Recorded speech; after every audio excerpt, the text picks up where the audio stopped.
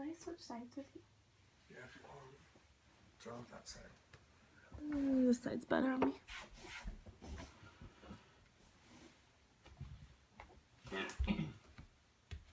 Is it fine? Hey Sadie, how are you doing? Good, Mitch. How are you? I'm good, thanks. So, how have things been? Good. Good. Mm-hmm. We'll kind of refresh on what we were talking about. So you have a little bit of a shopping issue. You like to shop a little too much. Mm-hmm. And you have a few too many credit cards. Is that right? Okay. Yeah.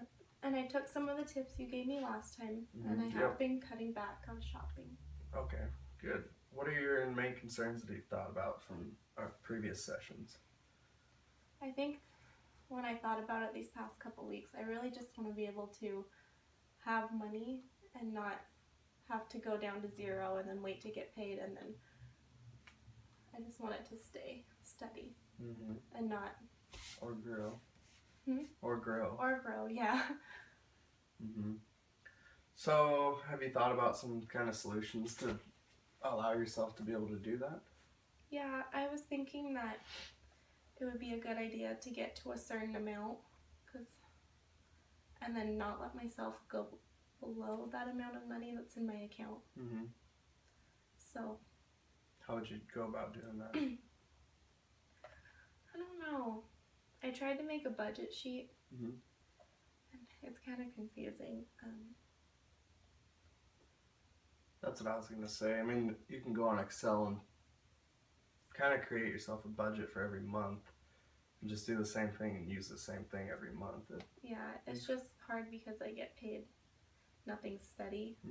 So 1 month it could be 1 week it could be 100 or 200, and then it could be 400. So I just never know how much I'll make. We could set something up though to where you point out your expenses and then just add in what your incomes are when you hit your break-even point. Also, I know there's actually some apps on your phone that you could use that you can set up a budget. Yeah. Oh, okay. Yeah. Have you thought about any other ways to do it other than a budget? Well, I was also thinking maybe it would be a good idea to, since I don't want to get rid of my cards because I got them, and if I ever need them again, but just to put them away, and so I'm not tempted to use them when I go out, go to the mall or go online. That's a good idea. So you're totally against getting rid of any of your cards? Because I think it's a good idea just to have 1 or 2. I mean, how many do you have right now? What was it, 8 or something? Yeah. Because if you have, I mean, one of those main cards that offers you, they give you enough rewards most of the time that it makes up for stuff. Yeah, but like at Macy's, when you use your Macy's card, you get an extra 20% off, and then I just pay it, or I try to just pay it right back. But that's why I don't want to get rid of them.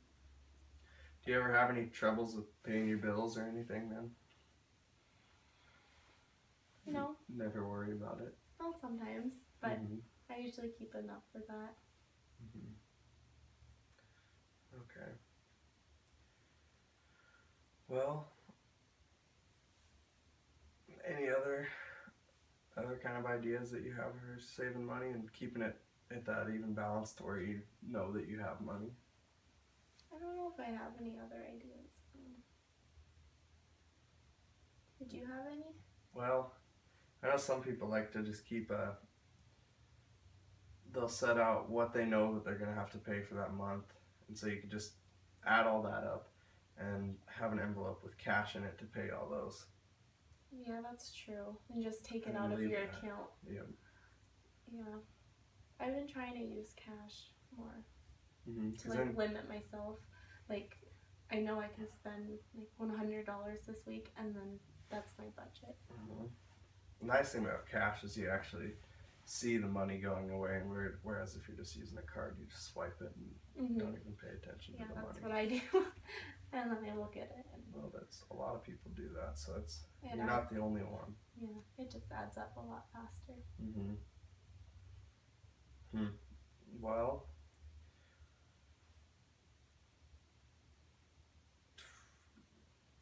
I were you, I'd say set up an Excel sheet with a budget, Mhm. and you can kind of put out what you're going to spend each month Yeah. and add in your income. I also didn't know what you thought about. I always see when I'm on Pinterest, like the jars, and you add a little bit of money to them, and then you like open it, and you actually have more than you thought. Like just doing a little bit at a time. Mhm. But what would you do that for? Just to save money or to save up to buy something? Just to save money, I guess. Mhm. I don't know. Yeah. Oh, you could do that. I'm for saving up cash and just kind of keeping it, but you got to keep it in a safe spot. Yeah, I also wanted to make something like have an emergency fund Mhm. because I had to take my dog to the vet, and that ended up being like $150. Mhm. And then I already went below what I told myself I wasn't going to spend Yeah. because I tried to keep that certain amount, and then I had to because I didn't have any other choice. That's why, yeah, make sure to stay above that amount because then you always have kind of a cushion if something does come up. Mhm. So if you were to do a budget on Excel or something, how would you want to kind of set yourself up so that you continue to use that monthly? Well, I know things that I'm gonna have to spend all the time is groceries and gas and my bills, and those are the constants. But I don't know. It's hard with Christmas coming up because I want to do Christmas shopping, but I also don't want to spend a lot. Work extra. Yeah, work extra, I guess. But yeah, I guess what I was gonna do is have my line of where I want to not spend anymore, and then also like break it up. Say I have 1,000, and that's my constant where I don't want to go below. Mm-hmm. And then I'll say I can spend $50 on gas this week and $25 on groceries, and then kind of like that. And then if there's anything left over after my budgets of what I actually need, then I could use that for miscellaneous, or I could like let it have it roll over. Yeah, or save it. So that's the nice thing. If you have it roll over, then you do have that cushion for if something does come up. Like you said, you had your dog to the vet, then you have that money from previous times to spend on it. Yeah, so now I'm just waiting for my next paycheck because I want to get back to my where I don't want to go below. So I guess I do need an emergency. No, it's a good thing to have. I still really want to push you to get rid of some of those cards. Well, if you hand me my wallet, there might be a couple I could fork over. It's just, I don't know, 'cause having them in there, it's a temptation. Yeah. I guess I never used this one. So, I guess I can get rid of this one card.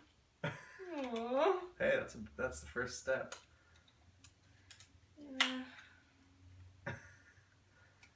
That's the first step. That's all that matters. But I'm not getting rid of any of these. That was a big step.